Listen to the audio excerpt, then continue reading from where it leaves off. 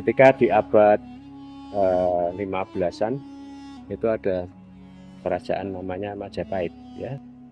Kemudian dari sana itu masih Hindu, kerajaan Hindu. Kemudian salah satu anak laki-lakinya meneruskan kerajaan itu berada di Demak, pantai utara Jawa. Saat itu Majapahit namanya rajanya Prabu Brawijaya V. Kemudian diteruskan dengan anaknya yang namanya Raden Patah menjadi raja di Demak. Kemudian dari Demak turun ke daerah Pajang. Kerajaan berikutnya yang dipimpin oleh Sultan Hadiwijaya itu menjadi raja di Pajang. Pajang itu kira-kira di Kartosuro, antara Kartosuro dan Solo.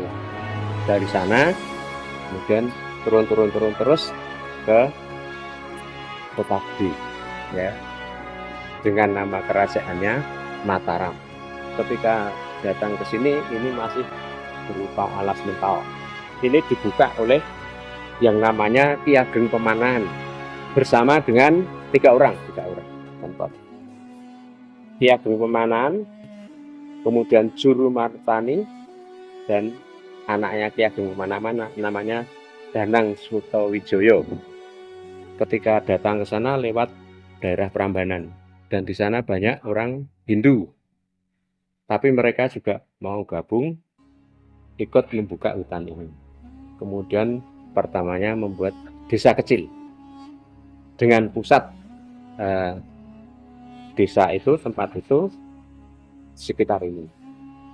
Jadi Ki Ageng Pemanahan itu membuat rumah kecil di belakang masjid ini.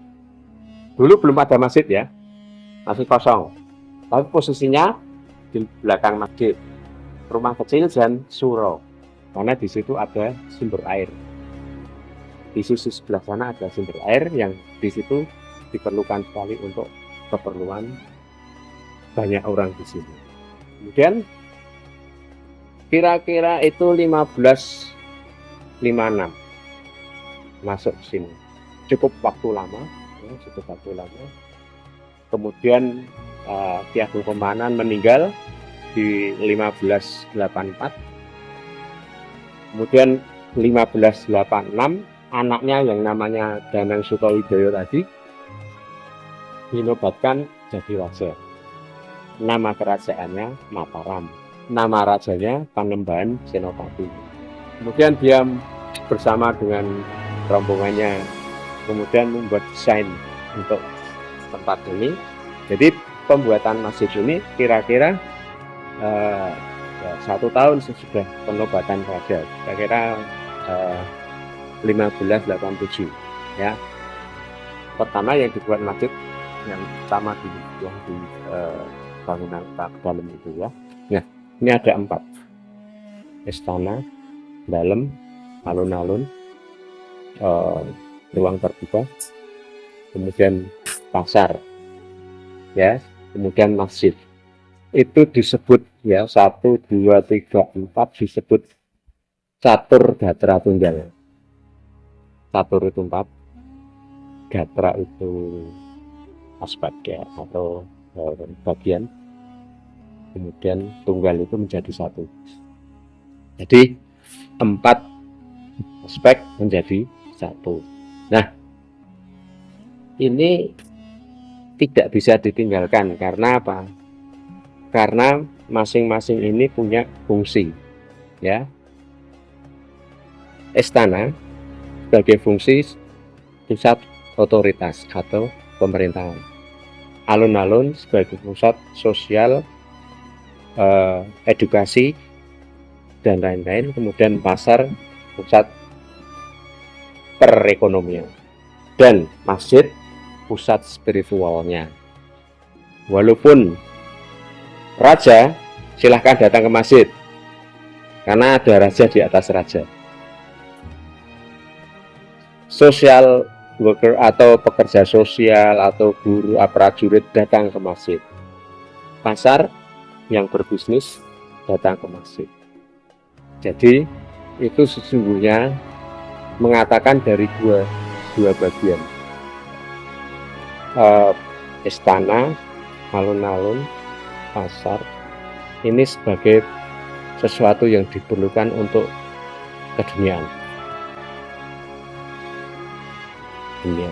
Kemudian yang masjid itu keakhiratan. Jadi saat itu ada pesan jangan lupa melakukan keduniaan dan keakhiratan. Jadi ada dua bagian, dunia dan akhirat. Itu masjid inilah yang kemudian dibuat saat itu. Jadi bersama dengan sejarah masjid, mengapa masjid itu dibuat, karena kaitannya dengan dunia dan akhirat. Pesannya seperti itu.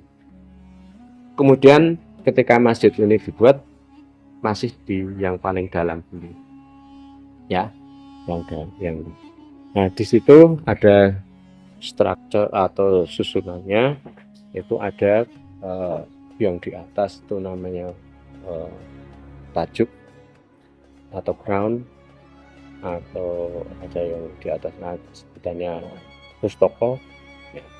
Kemudian didukung oleh 4 tiang.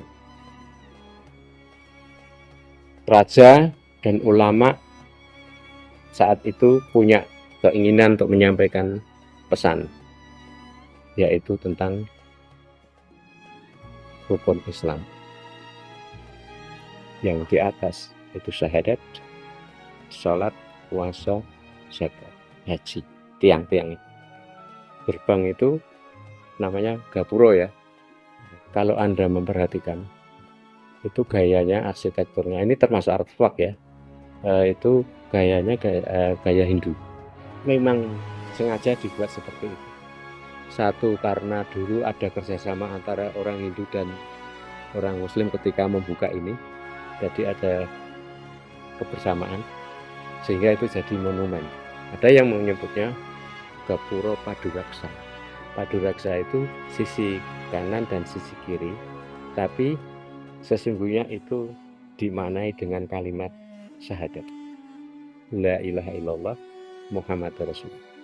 Kemudian ada ornamen yang di tembok, satu tanaman seperti tanaman bunga, menyimpulkan sebagai perbuatan yang bijaksana. Kemudian daun itu sebagai simbol dari fleksibel. Kemudian bunga itu sebagai simbol kewangian atau wewangian. Berbaik-baiklah dengan sesama. Kemudian yang ini ada seperti pura itu ya. Kenapa itu tiga, namanya itu kemuncak, hanya tiga tingkatan.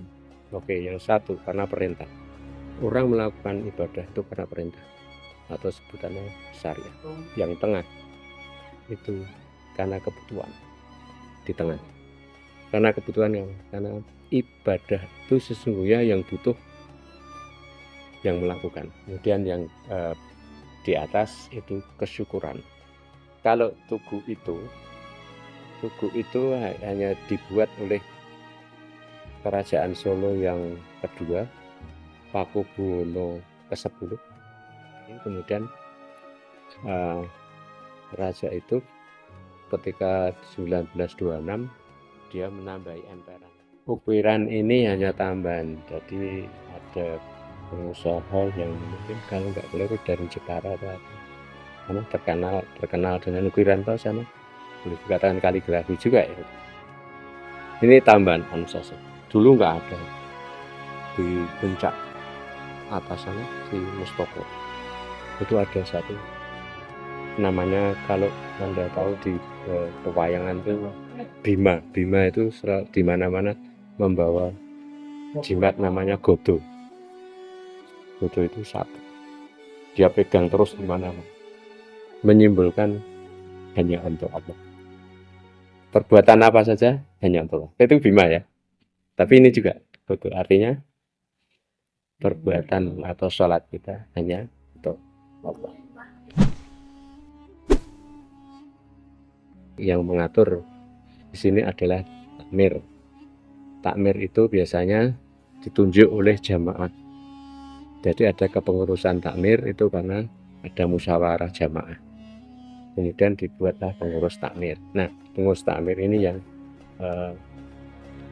melakukan aktivitasnya ya banyak sekali. Rutin pengajian.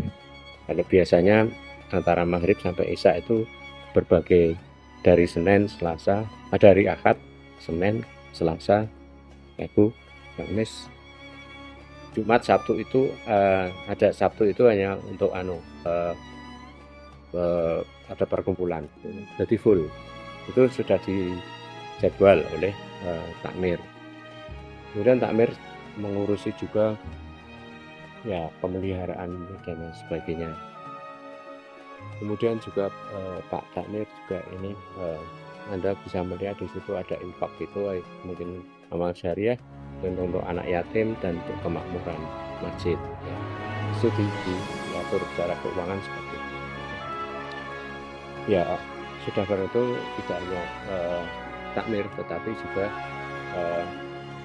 keterlibatan yang lainnya dari masyarakat sekitar, banyak juga jadi relawan juga karena ini kawasan heritage atau cagar budaya. Nah, dinas kebudayaan juga berada di sekitar ini, makanya di tembok-tembok seperti itu tidak boleh dirubah-rubah. Kalau dibersihkan boleh mungkin. Itu ada undang-undangnya untuk cagar budaya. Ya, kemudian keraton itu yang istilahnya karena pewaris ya, itu ada 2 keraton, Keraton Solo dan Keraton Jogja. Itu formalitasnya seperti itu, tapi operasional di sini itu takmir ya, untuk biaya dan sebagainya itu takmir yang mengupayakan ya kegiatan masjid itu. Jadi tampaknya memang dari kerajaan atau diserahkan kepada jamaah. Kemudian gitu tadi strukturnya ada di kepengurusan takmir, kemudian aktivitasnya. Jadi dijaga terus. Di samping dari dinas dinas kebudayaan dan juga keraton Solo dan Jogja sebagai pewarisnya.